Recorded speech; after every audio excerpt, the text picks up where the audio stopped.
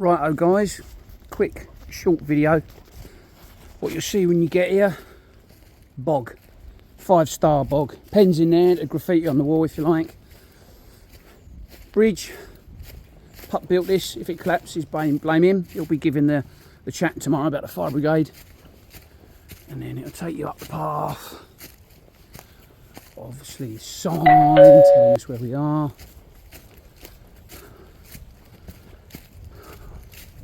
I'm normally puffing by now with the Bergen on. Up we go, up we go. Keep on going, keep going.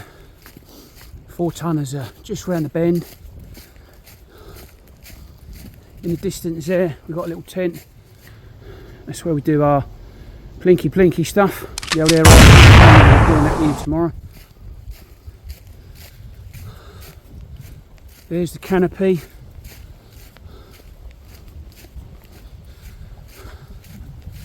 And the fire popping away. And the kettle on. In the middle. Ignore the Waitrose bag, that's my grub. This is us. For any Royal Marines out there. That's the canopy, although you don't want to see that sort of canopy to be fair. So this is everything around the campfire. Got a massive skillet. Big pot, couple of spare axes, a few boys tomorrow, and then this is the woodland. This is to prove that it can be sunny here, because I think it's going to be pissing it down tomorrow. So that's my hammock set up. We've got all this space, guys, to use. There's one hammock. I've set up for you boys. That's a 1-win-1. This is a Hennessy, I think Dunk, that's for you mate, I believe. You won't need an underquilt because I think there's a like a roll mat in the bottom of it. I'm waiting on Martin to give me a call to confirm that I've set it up properly. But Darren, there's your swag bag mate, and that's your setup. So if you wanted to, if it's pissing it down, I suppose you could always put a basher along the top and string it back down to the floor. Look mate, you can even have a fire if you fancy it. And that's us guys.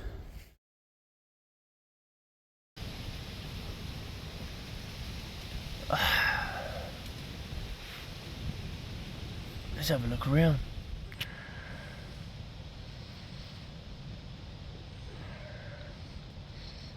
That looks inviting.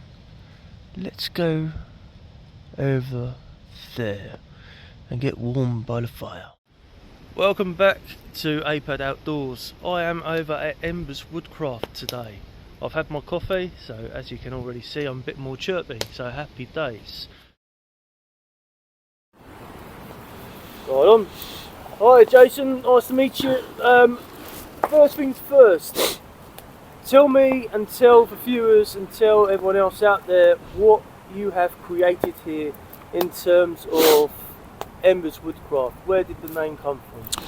The name just popped into my head one day when I was sitting in the woods having a beer and a cook up, and the idea of forming all this was slowly fermenting, and I was just looking at the fire basically, and I thought that'd be a cracking name for a little project sort of thing. And it just went from there. I chatted to my girls about it. I've got 2 girls, and they sort of put the woodcraft bit on, and it just grew from there really mate. Great. So we got Embers Woodcraft as the name. What is the vision for Embers Woodcraft? Where are we taking this? This, I hope this is going to be a good thing for people still serving and people that have left either the blue light services, military, NHS, the whole lot, that have got a few uppy downy things going on inside their heads, and we take them to the woods for a night under the stars basically. We're slowly gathering momentum. I'm starting to get people contact me now, which is great. We're getting a few sponsors in now. We're sponsored for our meat by Otway's Meat. That's for the venison and stuff that we have for the stews.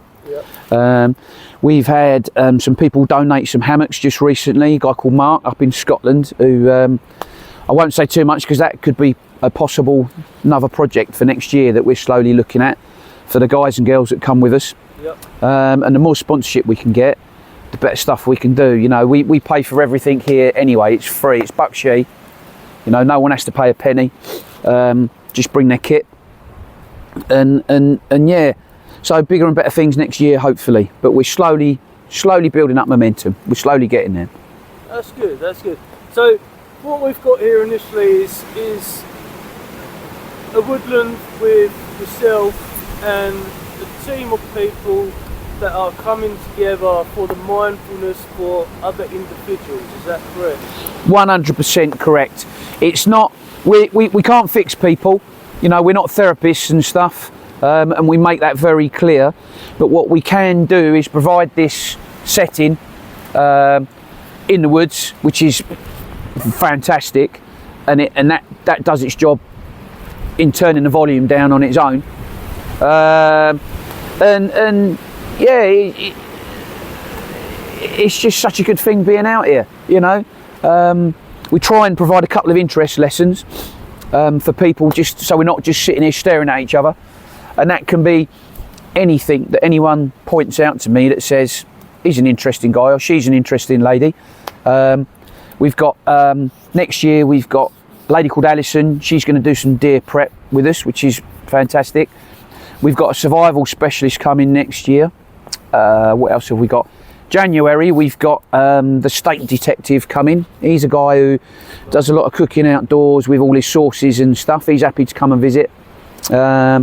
So we've got all these people that I've been contacting, and it's really humbled me actually that all these different people are like, yeah, I'll come and do it for you. I'll come and help.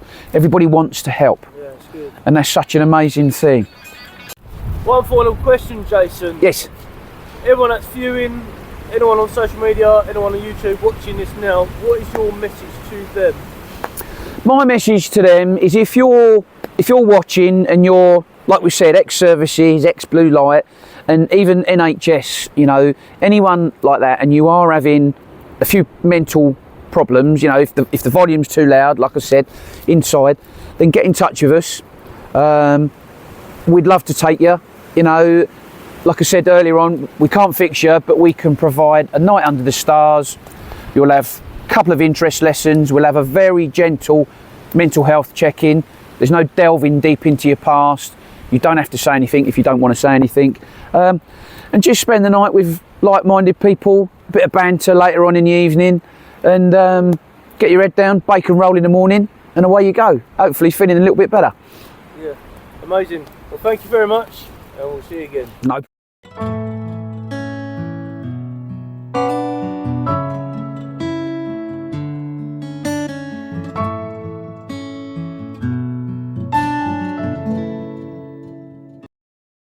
Some of the boys are now turning up, get a brews on, just getting to know one another.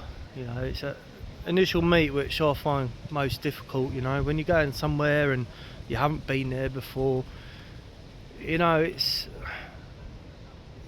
difficult and it's normal.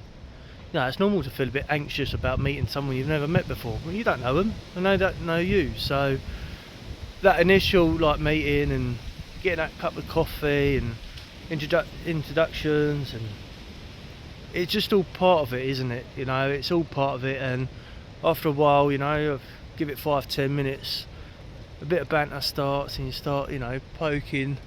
Obviously we've got a couple of officers here today, and yeah, already obviously I've been, you know, poking the fire with a stick, as they say, and it's just a bit of fun, you know. So this is the part where everyone comes together. We're literally just having a cup of tea and a brew and a coffee and just getting to know one another a little bit and testing the waters, and it's good. You know, it's good for the vibe. The weather, however, we are in for a bit of a windy one. I'm ensuring that all the trees I'm standing under aren't widow makers. I'm forever looking around, making sure if something's going to fall, that we get rid of that now rather than later when it's too late.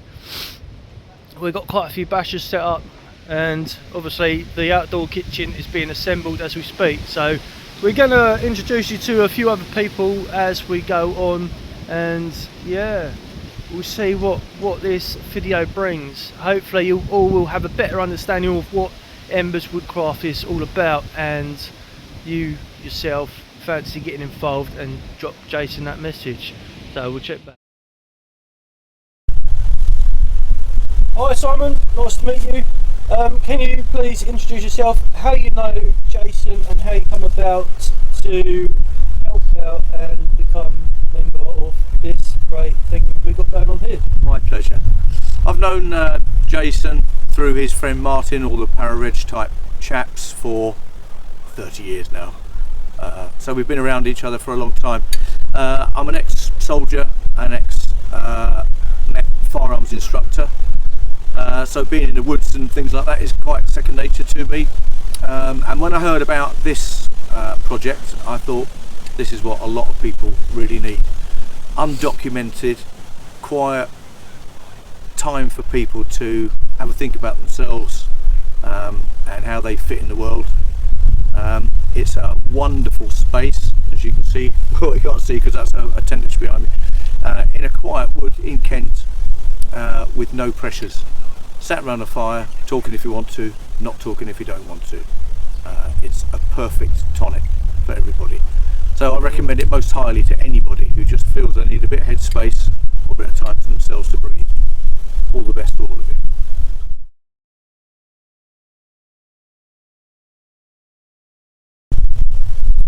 Nice one. Right, nice to meet you, Dave. Just a couple of questions. Can you introduce yourself to the viewers, explain your background?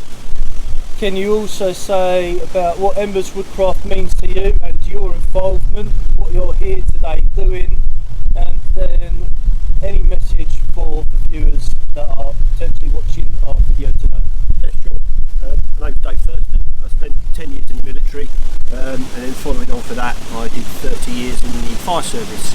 I've recently retired from the fire service now, and I got to hear about Embers Bushcraft from my cousin Jason, who's the founder of Embers Bushcraft, and yeah, I just thought it was a great idea. He asked if I could help him out. I said yeah, of course. Obviously I've got a lot of experience through the fire service and the military, and I'm a keen bushcrafter myself. So come along on these events where today, for example, we're going to be doing knife sharpening, knife safety, axe safety, so we'll be looking at some of that sort of stuff, and any other skills that Jason wants us to help out with. I think it's a brilliant charity. It's out to all blue light services and ex-military and NHS, you know, so we've got police, ambulance, fire, military, nurses, and we hope to help, you know, everyone comes to the wood in a very relaxed environment. You know, we're really chilled out here. There's no pressure for anyone to do anything. They can do as little or as much. They can get involved in the activities if they want, or if they just want to sit around the campfire, have a brew, have a chat, that's also fine. So I'm looking forward to today. I've been looking forward to it all week. It's a blow in a hoolie, but we're all nice and snug, as you can see. We're all set up. Got the underquilt on the hammock there, so it should stay warm. I have battened down the top, so it should be a good night, and I'm really looking forward to it. Thank you very much. Thank you very much.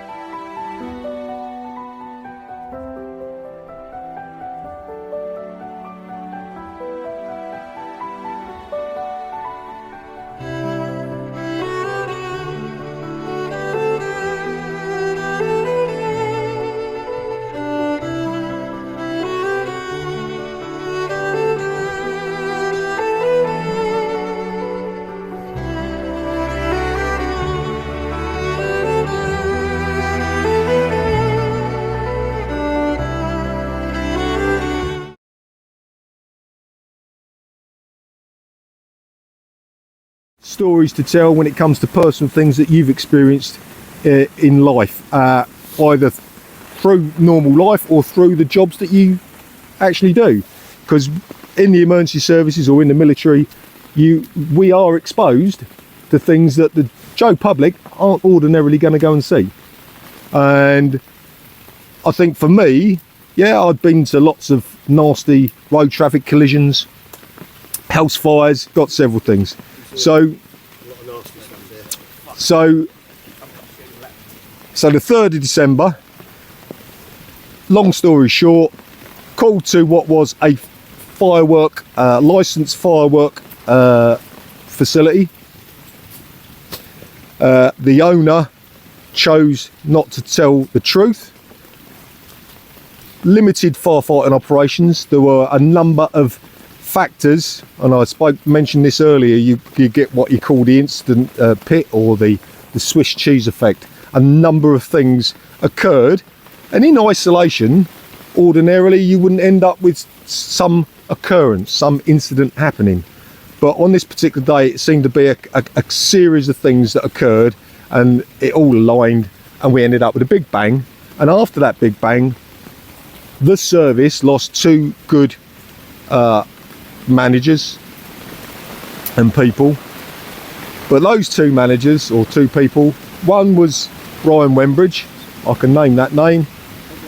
He was he was my first ever leading firefighter instructor when I first joined, and he was very disciplined, he knew his stuff, very old school, and I built a bond with him. And I worked in training when I was going through the ranks, and worked quite closely with Brian because he used to produce our recruitment videos and different bits and pieces. So I worked closely, and I worked at headquarters for a spell, and I knew Brian really, really well.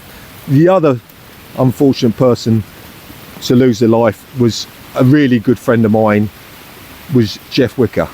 Jeff was my first ever sub-officer. He also lived just round the corner from me. We saw each other's children when they were born.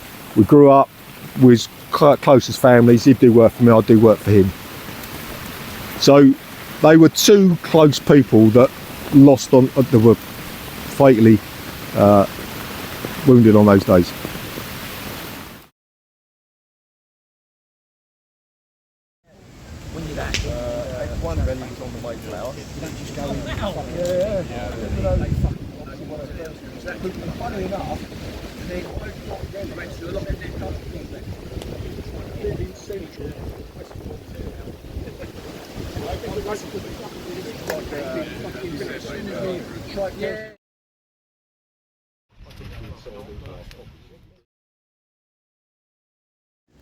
Here we are at Embers Woodcraft, where we've been treated to a fine supper.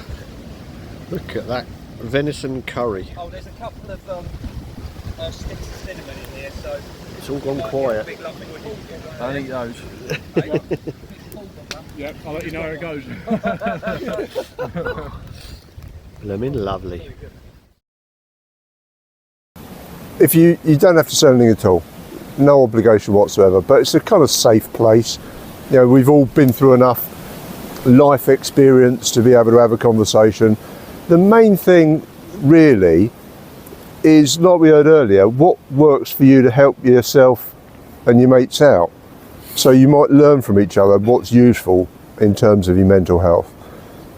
Yes, safe. We might talk about people we work with or something else, but Chatham House rules, so we might talk about, you know, I worked with a police officer who, but we're not going to give names. We're not going to give anything that can identify somebody. And of course, safe, confidential, but you all know what that means. You know, nothing that's, you know, a risk of harm to you, anybody else, nothing about crime. But generally speaking, we've all experienced life enough to be able to look after each other, be respectful, and share a bit of experience. But as I said, the number one thing is share a little bit about how do you look after yourself. So Jason was kind enough to introduce me. Mark, or Chirpy, I did 30 years in Kent Police. Did firearms command, never carried, probably just a good thing. Probably couldn't hit a bull's ass with a banjo. but did command stuff. But my first love, apart from critical and major incident stuff, so it was very interesting hearing your experiences earlier, was hostage and crisis negotiation. I did that for Kent for 14 years. I ran it, the CARDA for the county, and was the lead for the southeast of England. Within that, you'll imagine there are occasions when it doesn't quite go to plan. And I had a few instances where I needed a lot of support. And I have to say, to their credit, compared to some forces, Kent Police are really good. They've got a good in-house support. So I got, what technically speaking, bucket loads of counselling. I had EMDR, I don't know how many of you have heard of that before, but it's the eye movement, desensitisation, reprogramming thing that's associated with PTSD. I never got a diagnosis, but I had that technique, and I've had a lot of therapy since. The last couple of years before where I work now, I worked for a charity delivering resilience training, helping people who are commonly being exposed to traumatic incidents, largely police officers and staff, do things that can help themselves stay well. Definitely keeping well people well. And today, when we're talking about stuff like, all of us like being in the outdoors, we know it's positive for us. It's that kind of level. If anybody's really unwell, then we know I'm not qualified, none of us are. The right person to see them is a qualified professional, and maybe they'll need medication, maybe they'll need counselling, but it's a lot easier now to be able to talk about these things. And in a space like this, it's really easy because we're not squashed in. Nature's all around us. We know that spending time in the woods makes your blood pressure drop, makes your cortisol levels, your stress hormones drop, just reconnects you, makes you clear-headed and all the rest of it, which is why people come to things like bushcraft, wild camping, hiking, all the stuff outdoors in nature. So that's more than enough about me. Good morning everyone, and welcome back. Good morning. It was so windy last night. It was insane, and even this now I'm having to use my microphone. You wouldn't be able to hear me if it wasn't for my microphone. You're probably still picking up all of these different noises from the wind, the trees. We've had 40 to 50 mile per hour winds all night. It's been absolutely bonkers. The tarp behind me, it's blown off. Look.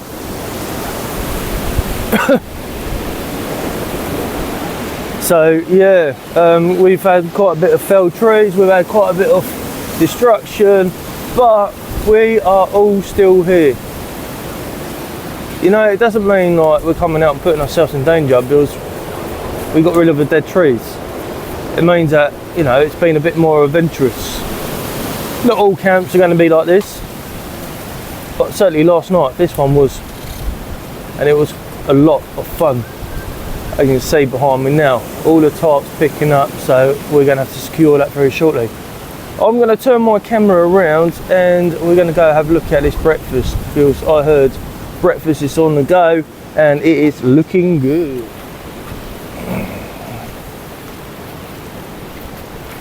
What's for breakfast, chef? We have got a mountain man breakfast this morning. Mountain man breakfast? Yeah, we've got some peppers, some onions, some chorizo, some lovely venison sausages. Just cooking them up, and then we're going to have some hash browns in it, and then it's going to get all bound together with egg just to finish it off, and we're going to have it in wraps. Oh, that sounds amazing. Thank you, Ben. Morning, Jason. Hello, mate. How you doing? Let's come and see the big man here. How did yesterday's camp go, Jason? Oh, mate, apart from the weather, Yeah. the weather was a bit shit. No, it was all right. No, sorry, the weather was bad. It was good. It was all right. It's a bit windy last night, but I had a good night's sleep. Yeah. Had a bit of banter last night, which was good. Yeah. Stuff was fantastic, and I'm looking forward to breakfast now. Look at us, looking so handsome here, look. Oh, look at the beardy weirdies. Look, beardy weirdies. Wow, nice one.